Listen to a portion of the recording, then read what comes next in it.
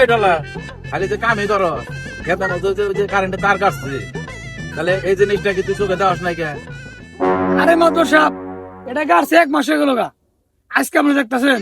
আমি নয় মাঠে কাটে আহি না, কিন্তু তুই তো প্রতিদিন মারা হস, তাহলে তুই কি চোখে দেওয়াস নাই কে? তাড়াতাড়ি তোল এটা। মাদর সাহেব এটা কি করেন? এটা আমি তুলবো নাকি? আমার কত কাম করে রয়েছে, তুললে আমরা তুলেন দিয়ে, আমি তুলাম না। তোর তুলা নেবো না, আমি তো তুলছি।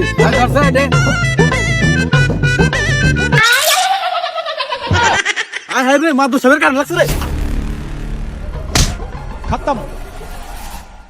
আগেই কইছিলাম বেশি বুঝে আলা কিপটা করে কিপটা। এই তার টাকা কি হয়েছে? আর মরছে না, মর শালা মর। এই মাদুর সাহেব, এই মাদুর সাহেব, ওটা কি হয়েছে রে?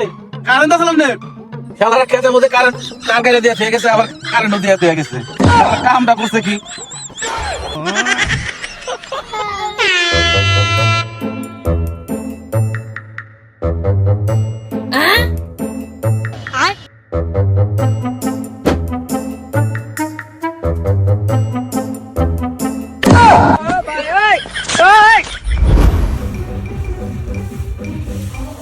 ওই কাকা বাইতে তো কাম থাকতে তুই কোনে গেছিলি?